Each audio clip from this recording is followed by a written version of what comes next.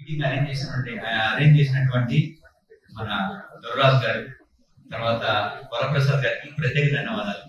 ఈ రోజు రంగనాథ్ సార్ మీద అభిమానంతో వచ్చినటువంటి మీ అందరికీ నా ప్రత్యేక కృతజ్ఞతలు.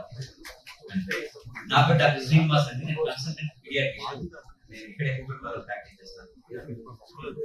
అందరికన్నా ఫస్ట్ మనకు కృతజ్ఞతలు తెలుపుకోవాల్సింది ఎవరికంటే మన ముఖ్యమంత్రి రేవంత్ రెడ్డి గారు. ఆయనకు ప్రత్యేక ధన్యవాదాలు.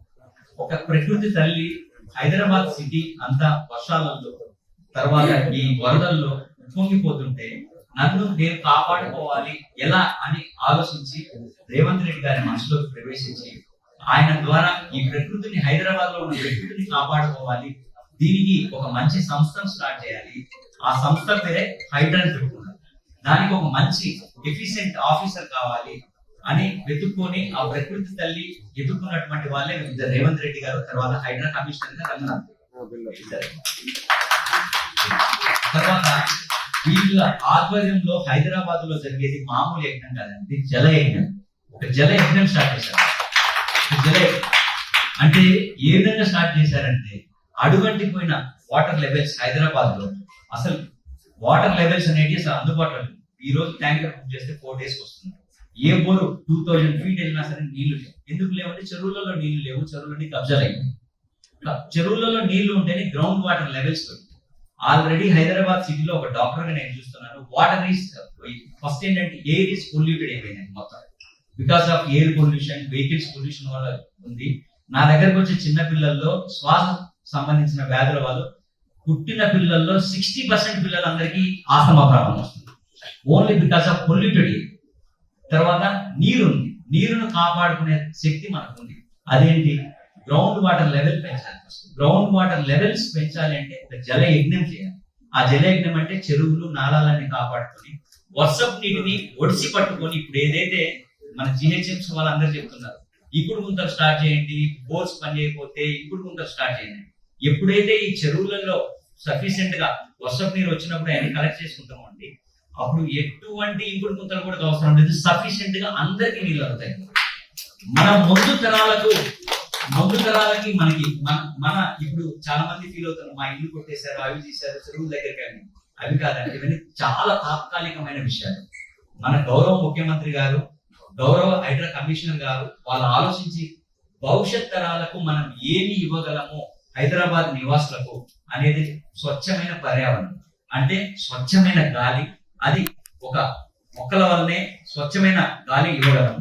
తర్వాత వాటర్, గ్రౌండ్ వాటర్ ఏ విధంగా పెంచగలం అంటే చెరువులను పునరుద్ధరించడం వల్ల, చెరువులను కాపాడుకోవడం వల్ల మనము వాటర్ లెవెల్స్ పెంచగలం. వాటర్ లెవెల్స్ కొన్ని కంట్రీస్ లో చూస్తున్నామండి, వాటర్ లేక బకెట్స్, ఒక పర్సన్ ఇన్ బకెట్స్ కౌంట్ చేసి ఇస్తున్నారు.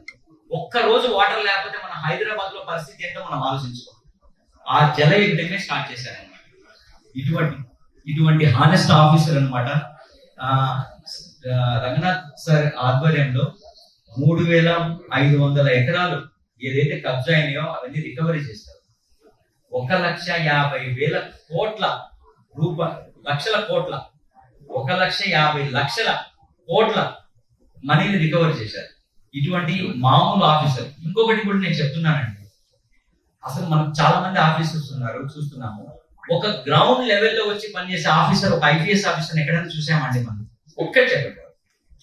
ఎప్పుడు వర్షం పడితే రాత్రి 12 గంటలకి కుటుంబ సమస్యలు అన్ని వదిలేసి, ఎక్కడైతే డ్రైన్ ప్రాబ్లమ్స్ ఉన్నాయో, ఎక్కడైతే ప్రాబ్లం ఉందో అక్కడ వచ్చి రెయిన్ కోట్ వేసుకొని పర్సనల్ గా ఒక ఐజీ ర్యాంక్ క్యాడర్ ఉన్న పర్సన్ వచ్చి అటెండ్ అవుతున్నారు.